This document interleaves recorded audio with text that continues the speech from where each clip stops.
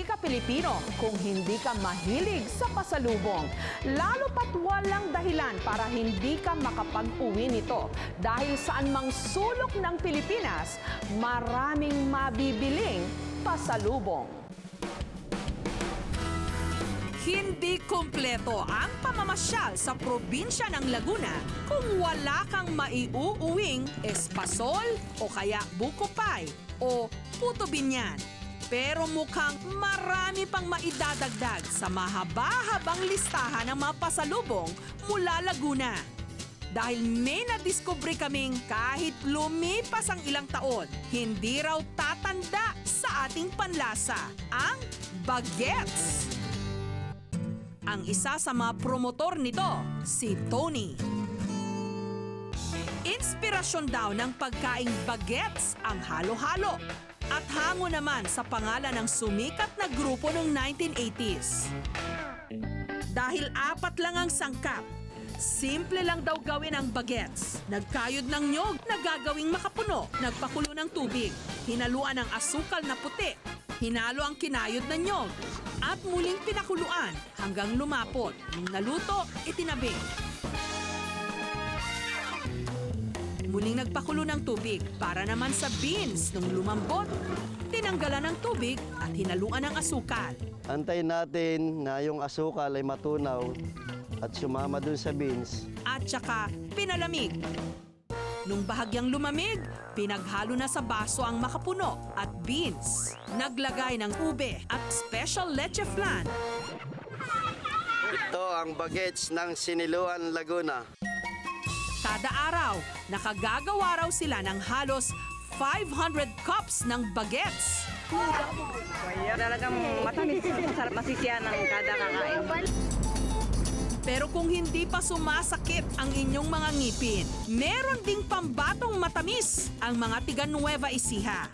Mula sa kamatis, kamatis candy at kamatis jelly. Dahil sobra-sobrang kamatis ang inaani ng mga magsasaka sa bayan ng Quezon sa Nueva Ecija tuwing tag-init, karamihan sa mga ito nasasayang lang. Kaya ang kanilang mga may bahay naisipang gumawa ng produktong magpapatamis sa kanilang kabuhayan. Nakita ko yung abundance of fruits in season that are just wasted. At the same time, nakita ko yung mga farmers' wives na walang ginagawa naman na at kailangan ng hanap buhay. Namita sila ng kamatis mula sa mga taniman. Yung maliliit o cherry tomatoes ang ginagamit nila para raw mas mukhang candy. Hinugasan. Pagkatapos hugasan ang kamatis, pwede na natin siyang hiwain para matanggal yung konting buto. Tinanggalan ng buto. Ibinabad sa tubig na may asukal, magdamag. Ngayon na ilagay na natin yung mga ingredients niya, pwede na natin siyang pakuluan. Kinabukasan, pinakuluan ang mga ibinabad na kamatis hanggang lumapot ang pinagbabaran. At saka pinatuyo. At binalot. Bawat pakete mabibili sa halagang 60 pesos only. Matamis siya na maalat-alat. Para siyang yung champoy. Pero maging ang mga kamatis na hindi raw perfect ang itsura, wala raw tapon. Pwede kasing gawing tomato jam o jelly na masarap ipalaman sa tinapay. Makakagawa tayo ng tomato jam sa panggagalingan ng tomato sweet. Pagkatapos nating pakulan ng 15 minutes, pwede na natin siyang balatan. Hindi katulad ng paggawa ng candy. Binalatan muna ang malalaking kamatis. Tinanggalan ng buto. Lagyan po natin ng pandan para mabango siya. Hinaluan ng kalamansi. Pinakuluan ng halos 1 oras hanggang lumapot. Pagkatapos po natin pakuluan ang ating tomato sweet ng 1 oras, malapot na po ang syrup niya. Gagawa na po tayo ng tomato jam.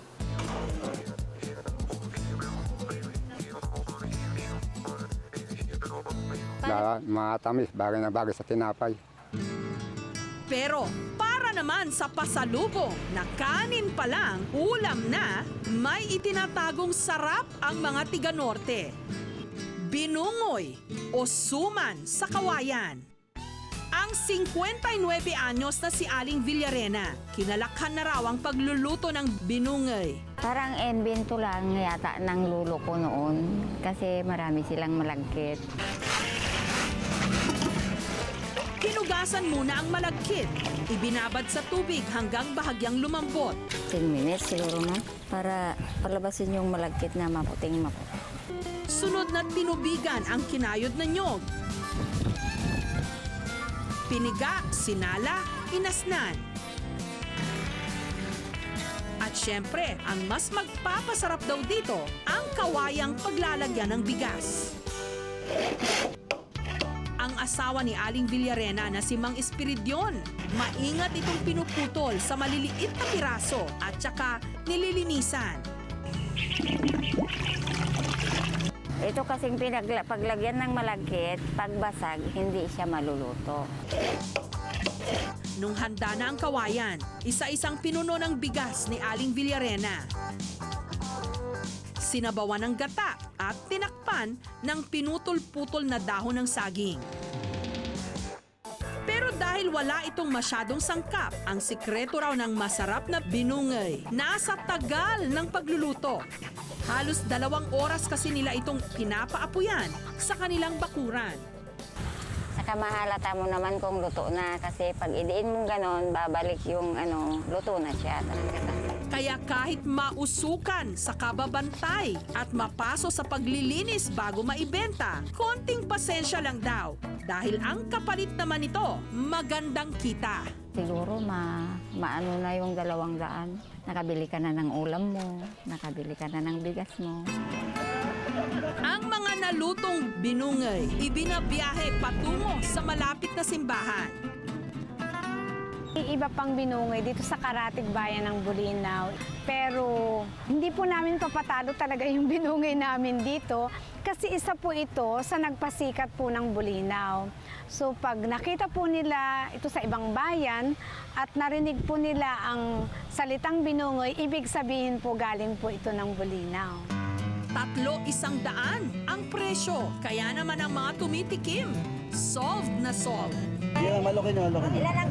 Malambot ang malagkit. O tsaka yung timpla. Matamis-tamis at tsaka may gata.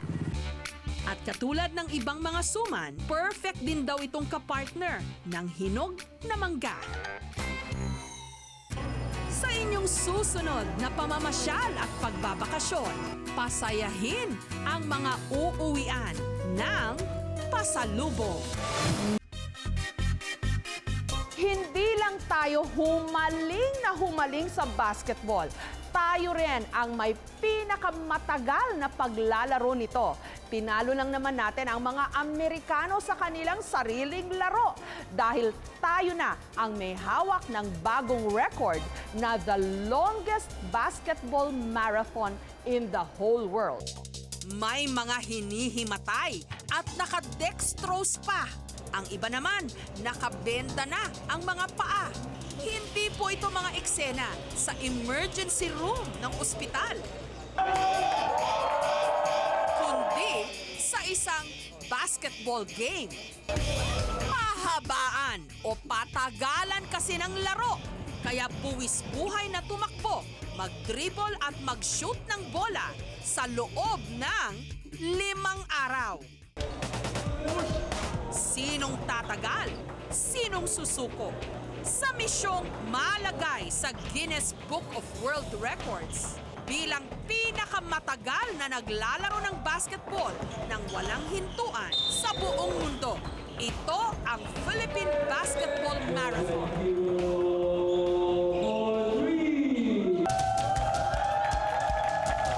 Heto ang siste. Non-stop ang paglalaro. 24 hours sa loob ng 5 araw hanggang matalo natin ang kasalukuyang record. May substitution din naman o palitan ng players at kada player pwedeng magpahinga ng 2 oras. Pero pagkatapos nito, balik uli sila sa non-stop na pagbabasketball. Dahil patatagan ito ng sikmura at patibayan ng binti. Nakaraang taon pa lang, sinala na ng maigi ang mga lalahok. Mula 100, tinapyas ito ng tinapyas. Hanggang ang dalawang teams, may 2 dosenang manlalaro na lamang. Ang dalawang team, pinangalanang Bounce Back Team at Walang Iwanan Team. 330,000 ang nag-apply. Nagkaroon noon ng tryout noong December. Yung top 100 na yon, nag-medical screening hanggang sa na-trim down namin sa 30. Tapos yung 30 na yon, nag-panel interview. Ayun, hanggang sa naging 24 na lang. Isa sa mga player ng Bounce Back, ang varsity player at shooting guard ng Rizal Technological University na si Adin Santos. Muntik-muntikanan pangaraw siyang hindi mapasali sa basketball marathon dahil merong nakita ang mga doktor na diferensya sa kanya sa puso. Pero nagpa-second opinion siya, kaya binigyan ng clearance para maglaro.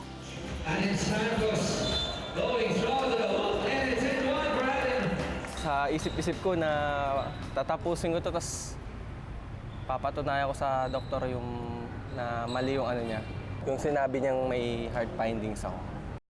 Kasama rin sa kupunan ang kaisa-isang babaeng sumali sa Philippine Basketball Marathon sa taong ito. Ang PE at basketball teacher na si Maricar, nahanep sa bilis kung mag-crossover at may mga pamatay na jump shot. Nag-improve yung strength ko, yung endurance palalo, saka yung skills na rin. Kasi kalaban ko mga lalaki. Sa unang araw ng laro, tila normal pa ang mga player. Pero pagdating ng pangalawang araw, may player mula sa Walang Iwanan na hinimatay at dinextrose pa ng 2 araw. Pero matapos makapagpahinga, balik uli siya sa game. Sa ikatlong araw, ang mga player, puro benda na ang mga paa at halos lahat sila, puro paltos na sa katatakbo. Sa kada 2 oras na break ng bawat player, pwede silang matulog, kumain at magpahinga.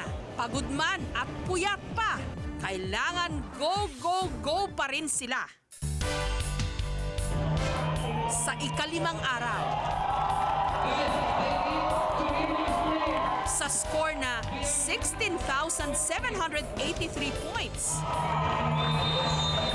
panalo ang Bounce Back Team. Ang Walang Iwanan Team nakakuha ng 16,732 points. Sa hudyat ng event organizers, nakuha ng Pilipinas ang record ng may pinakamahabang laban ng basketball na tumagal ng 120 hours and 1 minute. Naagaw natin ang titulo mula sa Missouri ng Amerika. Kaya ngayon, hawak na ng Pilipinas. Sobrang masaya at nakaka-proud kami para sa team. Kaya pala namin tapusin yung 5 days. Bagamat mga Amerikano ang nag-imbento ng larong basketball, ginawa na rin nating mga Pilipino itong paborito nating laro. Kaya kahit sa ang sulok ng ating bansa, basta't may mapagkakabitan ng ring, siguradong may maglalaro ng basketball. Tapos ito naman mga import, laban na import. Ang kasaysayan ng pinakasikat na liga ng basketball sa Pilipinas, ang PBA, makikita sa mga litrato ng sports photographer na si Mang Ramon Vecina. Mula kina El Presidente Ramon Fernandez, the living legend Robert Jaworski, napitikan na ng kanyang lente ng kamera. Yan ang artistic, incidental artistic shot. Diyan ko kinukuha sa mga exhibit ko. Mga last 60 years. Nagsimula bilang newsboy si Mang Ramon, pero dahil interesado sa photography, Inaral niya ito hanggang noong 1950. Naging photographer siya sa mga paliga at amateur basketball games. Dahil wala pa siyang kinikita noon, naglalakad lang daw siya papunta sa kanyang mga kinukuhanang event hanggang naging parte siya ng kanilang school paper. Pero dahil kumikita na rin siya sa kanyang sideline noon, hindi na niya ipinagpatuloy pa ang kanyang kolehiyo. At noong 1975, napasok siya sa PBA. Ang kinikita niyang 300 pesos kada buwan noon ang siyang bumuhay sa kanyang 6 na mga anak. Sa edad na 79, malinaw pa rin ang mga mata ni Mang Ramon. Hindi katulad ng mga photographer ngayon na gumagamit na ng digital cameras. Si Mang Ramon, naka 35mm film camera pa rin. Sa tagal niyang sinubaybayan ang basketball sa Pilipinas, balak ng araw ni Mang Ramon na gumawa ng coffee table book tungkol sa kasaysayan ng Philippine basketball. 1954 days hanggang sa ngayon. Almost mga 60 years na photojournalism. Pero sa libo-libo niyang mga litrato, ang isa sa pinaka-espesyal para sa kanya, ang larawan ng suntukan ng PBA legends na sina Atoy Co at Ramon Fernandez. Photographer, instinct yan eh. Kailangan medyo alert ka. Pagka ganyang kainitan ng laro, kailangan abangan mo na. Habulin mo na rin.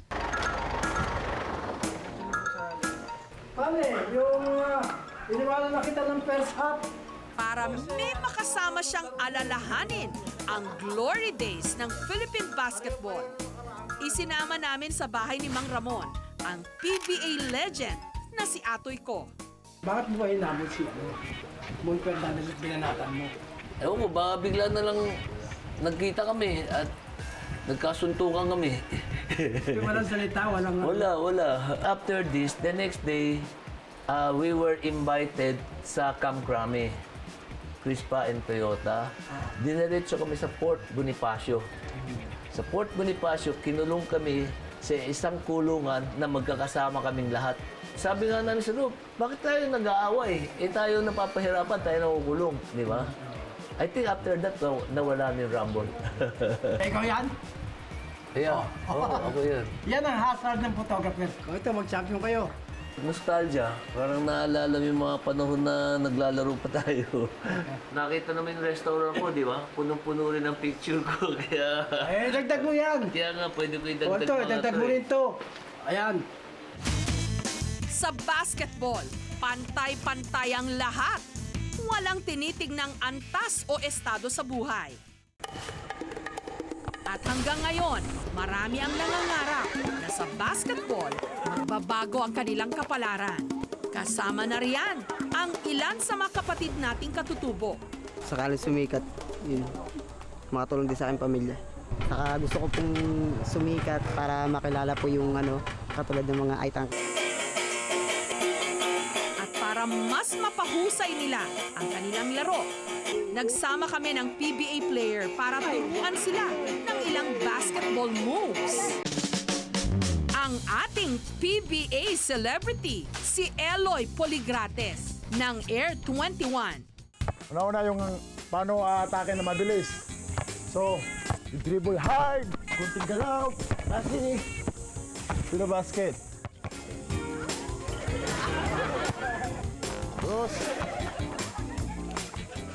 pag-step mo, baba yung bola, babay.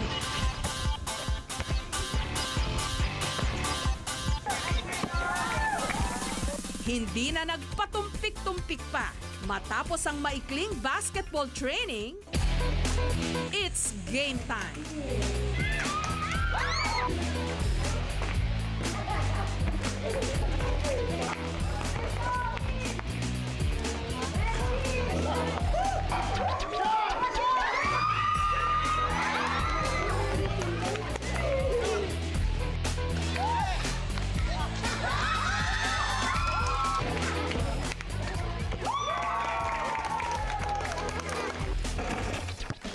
Gusto talaga nilang matuto. Kaso, yun lang nga, nira lang sila kasi nakahawak ng bola kasi nagtatrabaho sa bundok. Kahit saglit lang yung tinuturo ko sa kanila kanina, may naman sila na tutunan yung paano mag-dribble at saka yung ginagaya nila yung signature move ko. Yun lang, ang masasabi ko lang sa kanila, kung gusto talaga nila mag-basketball, sakripisyo talaga yung basketball eh. Kailangan palagi ka na sa court para matutunan mo yung mga dapat mong matutunan sa basketball.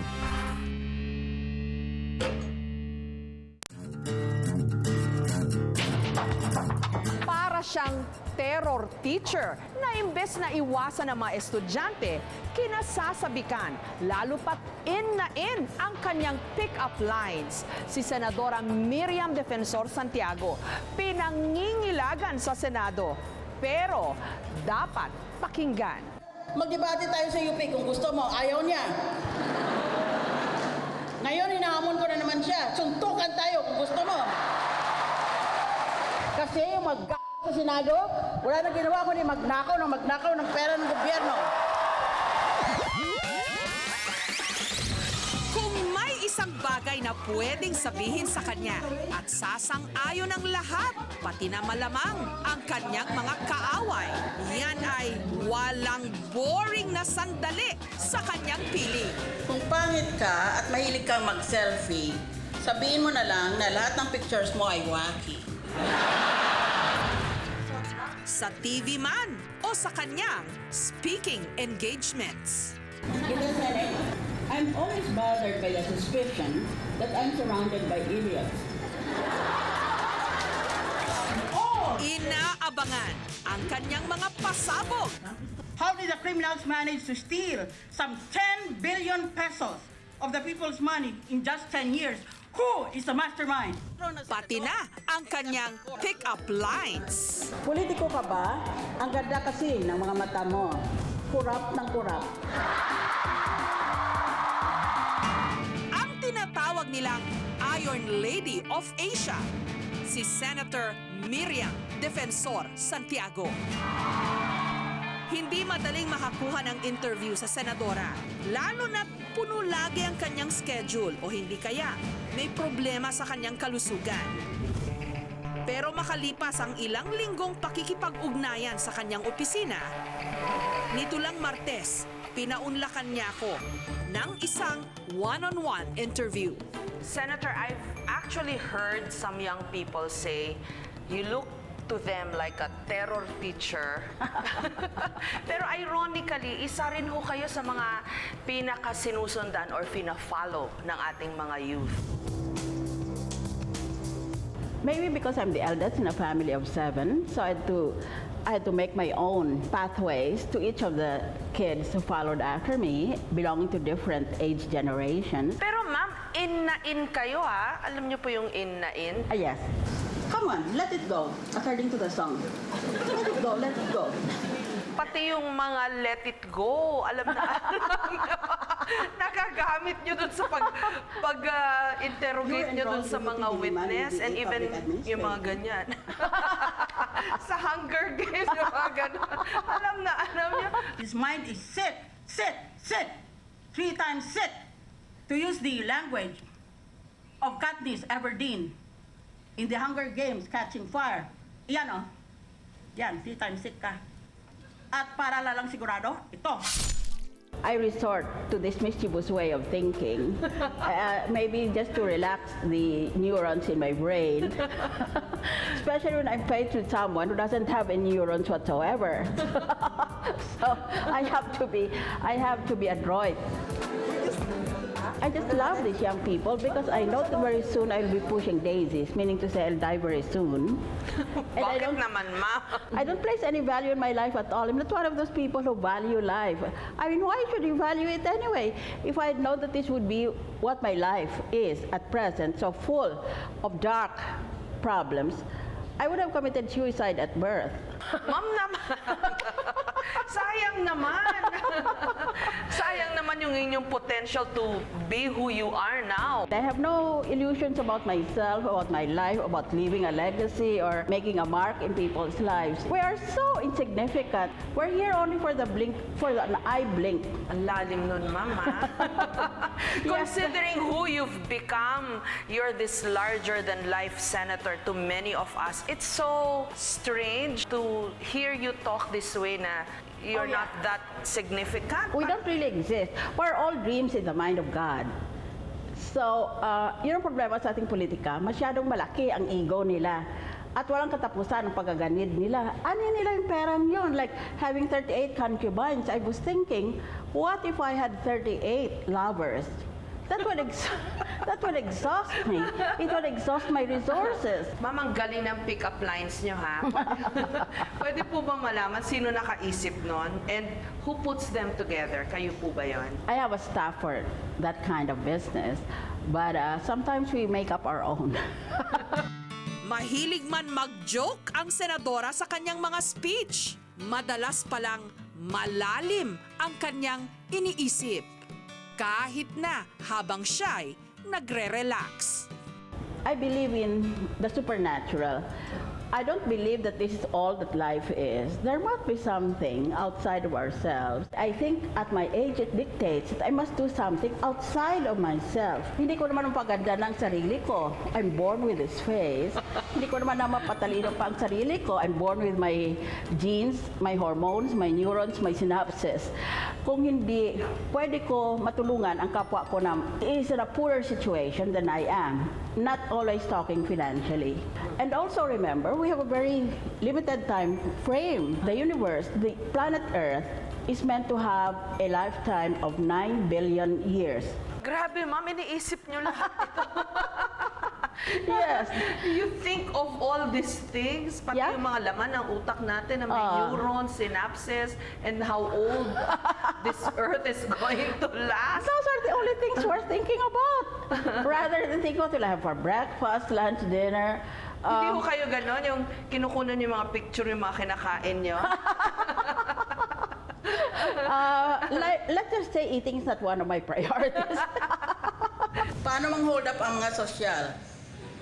Sinasabi, hold up here. Make bigay, all your thing is. Don't make galaw, or I will make tusok-tusok you.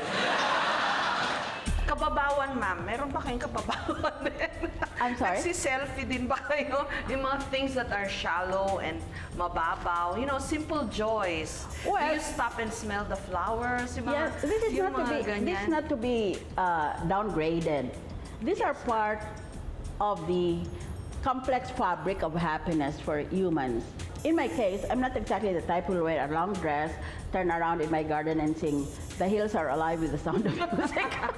Nagluluto po ba kayo? Oh yeah, I'm a great cook. Talaga po? Yeah, because my father was a cook. And he taught me how to do that, plus my grandma. Ano po specialty niyo, ma'am? Just native Ilonggo dishes, and then eventually the Tagalog dishes that my husband loves. I'm not a gourmet cook. I'm not even a gourmand cook. I'm just survival. Yeah, just a survival cook. Wala ka na ba ibang argumentong maisip sa utak mo? Kung hindi maging personal laban sa akin? Iron Senator man ang bansag sa kanya. Minsan ko na ring nasaksihan ang paglambot ng kanyang puso. I want to talk about my child.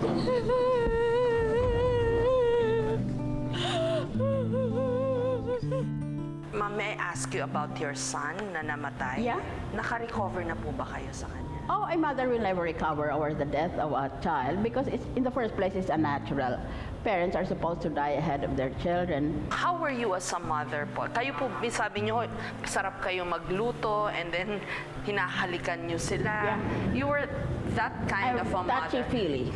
Talaga ho. Hindi ho kayo yung cool mother. Na? Stricta ho kayo. No, my husband is a strict one and I'm the liberal one. Hindi ho kayo namalo, ma'am. Oh, I do.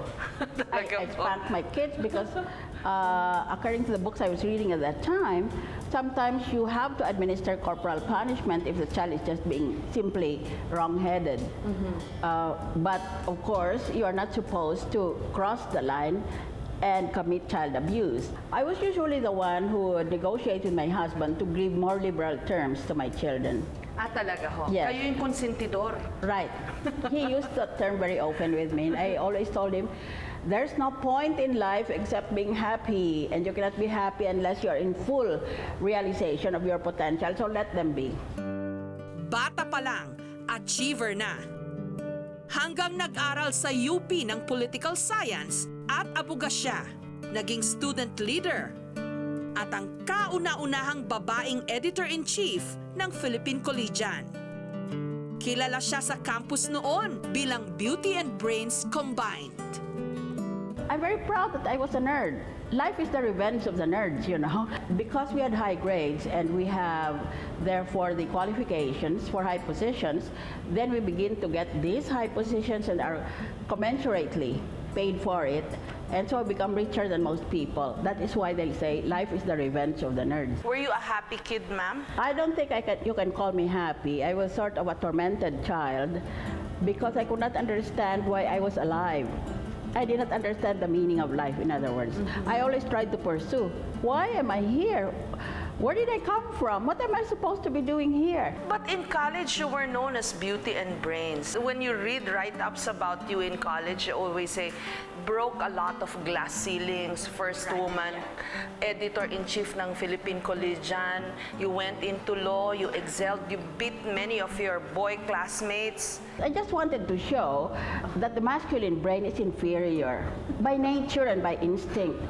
Kasi, look at the Genesis story. God made women out of human materials, whereas men are made out of non-human and therefore inferior materials. That shows that women are superior to men.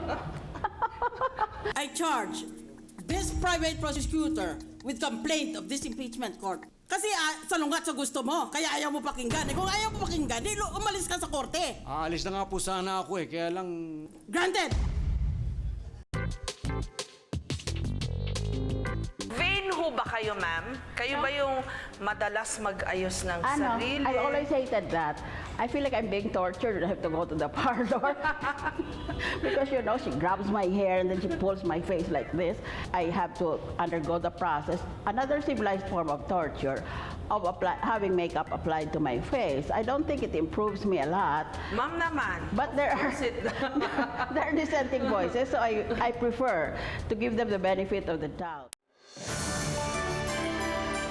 Isinabak namin si Senator Miriam Defensor Santiago sa Q&A katulad ng sa mga beauty pageant. You have to pick the questions from this magic bowl. Ayun. The question is, what is the one big mistake in your life and what did you do to make it right? Big mistake in my life? Yes. Getting born. Hindi ako handa doon. Hindi nga, ma'am, but that was not your mistake, di ba? One big mistake in my life, entering politics. Ang nakukuha nilang grado ay 2% o 4%. Yan ang mga talagang walang. Nag-iiba ng personality ko at naging buhay ko kung hindi ako pumasok ng politika. Tumakbo akong presidente 1992. Dahilan sa bilin ng tatay kong mamamatay na. Kaya wala akong choice. But that was really a big mistake. I gave up a comfortable salary and a comfortable life and a very educational lifestyle. Tapos pumasok ako dito sa ang gulo-gulo na politika. Pagkatapos ayaw kong makibagay sa iba, di ang gulo-gulo ko rin. Pare-pareho kami naguguluhan. Manalo na kami. Meron na kaming proof beyond reasonable doubt. Good grief. That is contempt of court. If there were no rules in your life for one day and you could be outrageous, what would you do? That question was asked from the Miss Universe Beauty Pageant of 1997. Walk around naked in Metro Manila. Wala kang biro, ma'am, talaga. Tapos I'll walk around naked, display myself in general public and say, are you happy now? Last question for the senator. What part of your body would you like to change? My brain. Ah, talaga ho? Kasi it keeps running off in different directions. I'd rather be just focused on one thing, like maybe become a physics expert, become a rocket scientist, but my brain doesn't work like that. So what do you do, ma'am, to relax your brain neurons? I don't know how to relax dahil hindi naman ako tinuruan noon eh. Kaya noon kasi very, very structured ang aming buhay. Kailangan nagtrabaho kami sa loob ng bahay, kailangan gumagawa kami ng homework, at kailangan mataas grado namin. Heto pa ang isang game para kay Senator Santiago, ang 4 picks 1 word. So, they're very simple. What do you remember about these pictures, ma'am? What do you think these pictures refer to? Well, if I were inside that collage of pictures, I would say I'm going to bash your teeth in. What do you think do all of these pictures refer to, ma'am? Napoles, the Senate, there's a rally.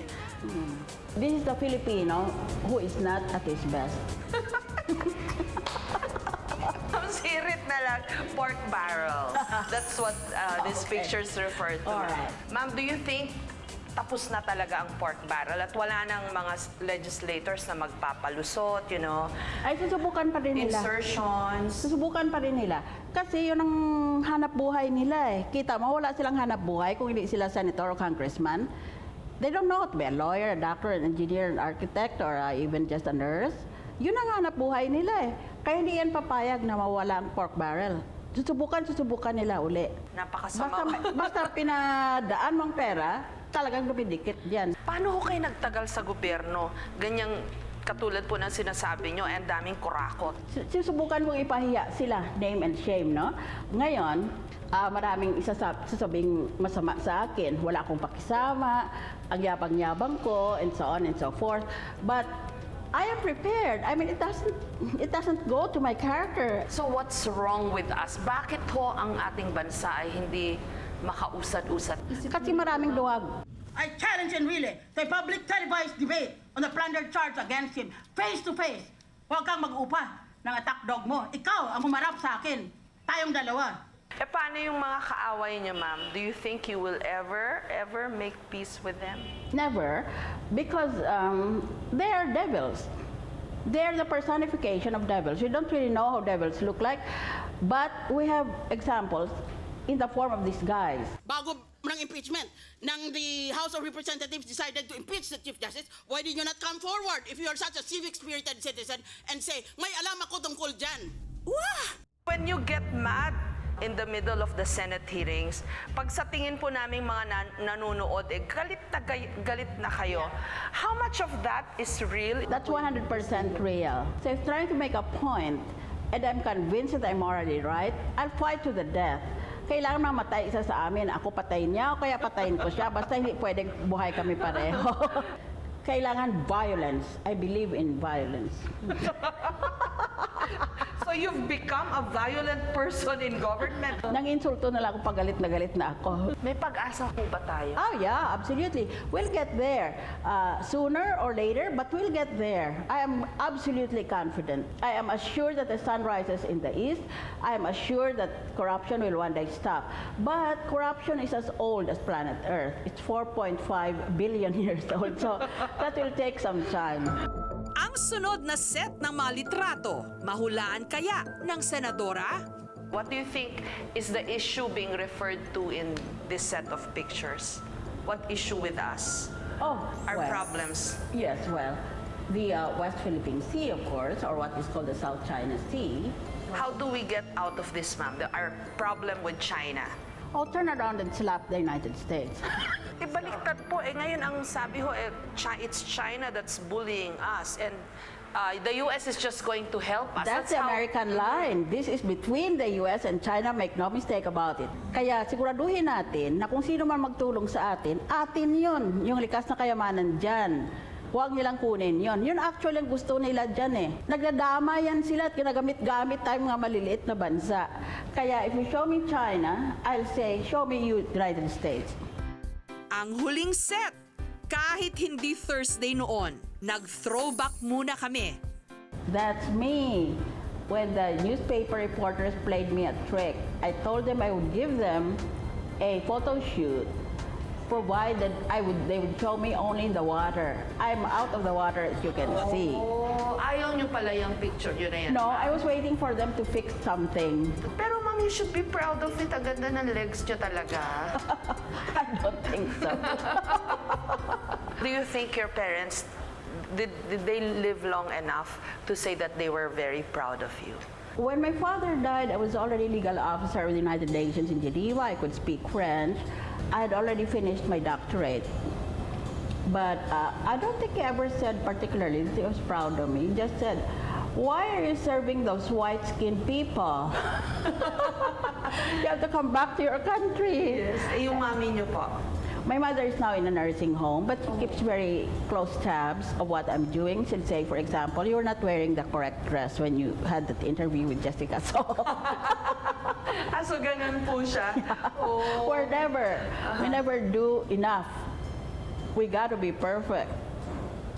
Maybe that's my main frustration in life, that I'm not perfect. Yung wedding picture po ninyo with Mr. Santiago. Yes, that's in the Paco Church. Yes. Paano niya ho kayo napa-oo? My husband is the type who, when he meets a person he likes, immediately says, let's get married. I said, sure. Come back 10 years later and we'll think about it.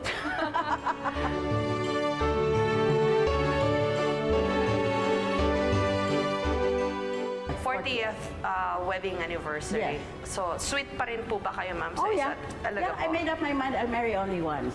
So I told my husband my wedding night, I go my way and you go my way and we'll never have any problem. Pagkatapos mag-throwback, syempre, selfie. Come on, let it go, according to the song. Let it go, let it go. Love her or hate her? Consider yourself admonished. Wala ka na ba ibang argumentong maisip sa utak mo? Walang dudang ang buhay politika ng ating bansa will never be the same kung walang Senator Miriam Defensor Santiago. Yung mga tao kung hindi nakakaintindi sa inyo, how should they better understand Miriam Defensor Santiago? Well, if you don't understand me at the outset, you'll never understand me. And I have no particular inclination to educate the non-educable. I mean, you just have to take me as I am. I can't pretend. I just choose to be what I am. Take it or leave it.